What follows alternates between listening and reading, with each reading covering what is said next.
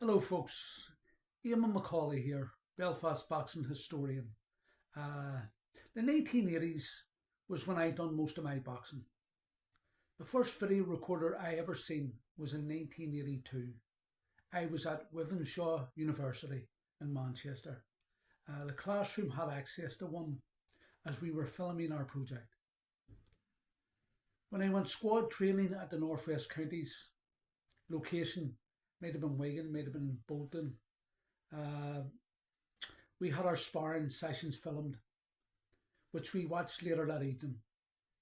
Coach Calvin Travis would go over the sparring footage with a fine tooth comb, pointing out all our errors and frailties. I sparred future British, European and WBC featherweight champion Paul Hacko Hodgkinson at the Northwest Counties location. A few times actually, and they were filmed, but I seriously doubt that the tapes still exist.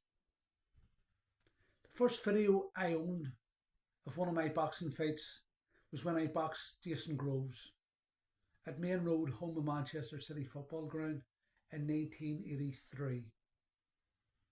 It was the Northwest Counties under 19s against London under 19s, and I boxed a lad called Jason Rocky Groves, and I beat him on points. I had this video for many years and I watched it loads of times. Unfortunately, it has got lost down the years. Then I built up a nice wee collection of fights. Many of them are on YouTube now. In fact, all of them are on YouTube now. I watch them all the time. They bring back great memories. There are some great fights and some great knockouts, and I'm happy with my lot. I had over 130 fights. If I could sit down now and watch some of my fights that weren't filmed, then my top 10 missing fight videos would be G Snape. Now that's what it was wrote down in the programme. It could be Gary Snape, Gareth Snape, I take it as Gary Snape. And I was boxing for Cavendish, and this was my first fight in Manchester. And one of the Cavendish legends, Eddie Copeland, came and gave me a wee pep talk before the fight. He says, take your time, don't rush your work, be circumspect, have a good look at him. So the bell rang anyway, and I walked out and boom, big left hook, knocked him out. No count. People in the ring for his welfare. And Eddie Copeland said to me afterwards, well, thanks for listening to me. My next fight I'd love to see again was when I boxed Dennis Oakes up in, was Rainford or Rainhill up in St Helens. Well, this kid was a really bright prospect, and they thought they must have had a handy one on me. This was my second fight in Manchester, and I went up and gave him a bad beating. Really hurt him, had him down, had him hurt, destroyed him. And he went on to become a good wee fighter. And he turned pro actually, run up a string of wins, and Stevie Robinson, the Welsh WBO featherweight champion, eventually beat him, stopped him, I think. He never boxed again. Another one, P. Allen, it says in the programme. Could be Phil Allen, could be Paul Allen, I don't know. He was from the Midlands, from Coventry or Birmingham.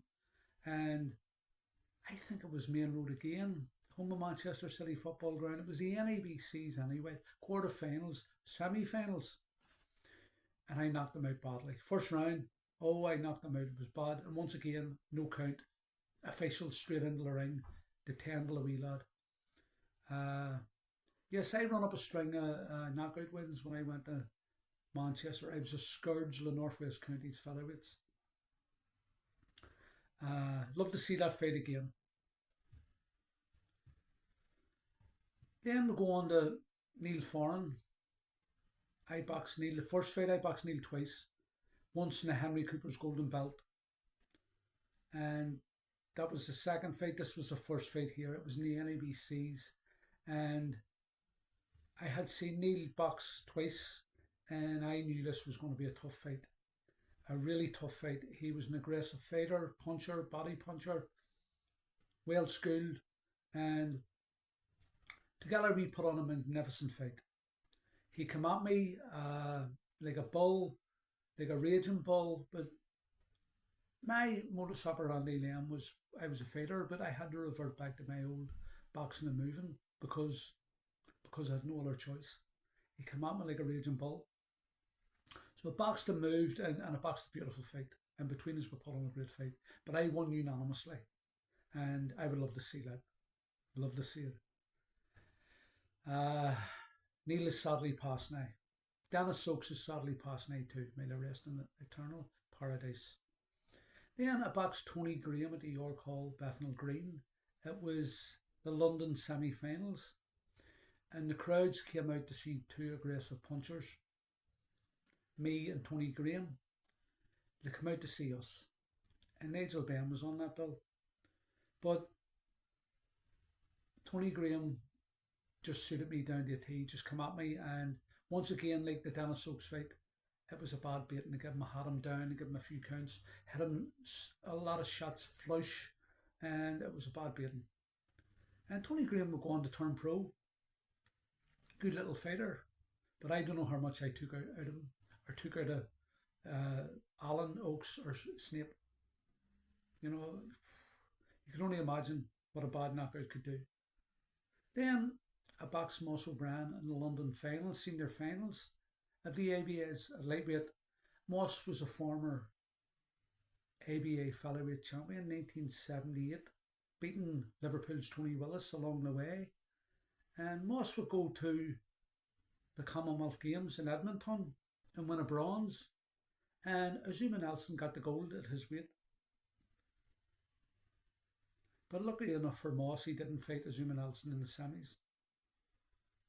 He was beat by the guy that Azuma Nelson beat. I think it was a Canadian. But I'd love to see that fight. And Moss O'Brien, I beat him on points, but he got 2 warnings for holding in the last round. He just about made it over the line. I was very aggressive, very youthful, very vibrant. Never stopped looking for the big one. Another fight I would love to see is the rematch with Robert Smythe, Welshman.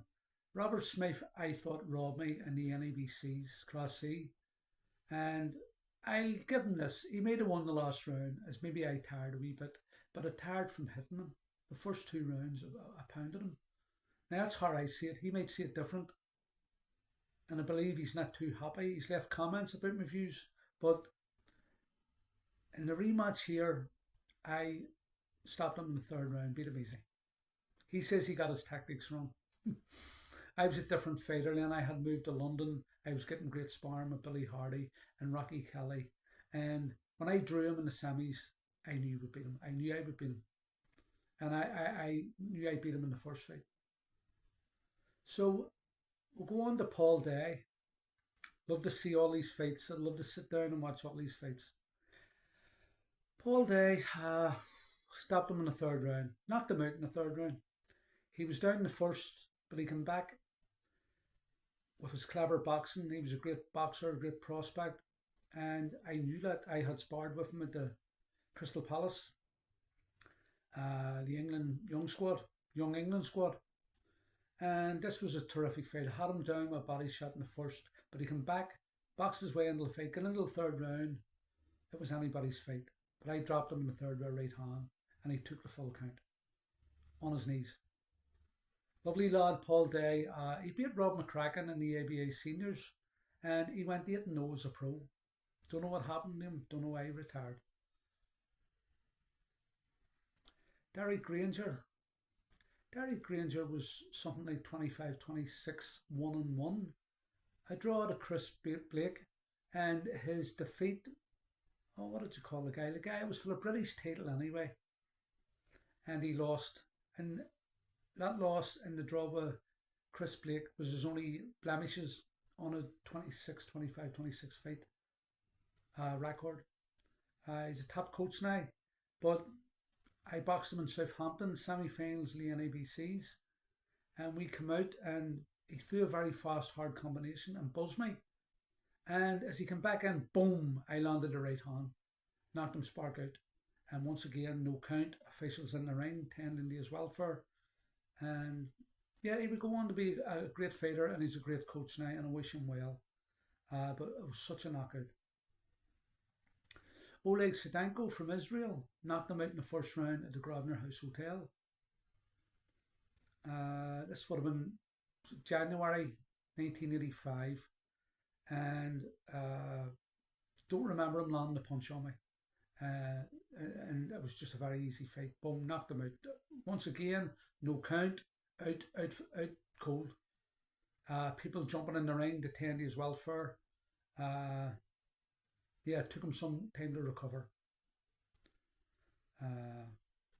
So who knows? Somebody out there might still have footage of me that I haven't seen. As I say, I boxed in the early mid-80s. And that's why I'm doing this video. Here's hoping. Take care, God bless, and hopefully I'll see you soon with another video.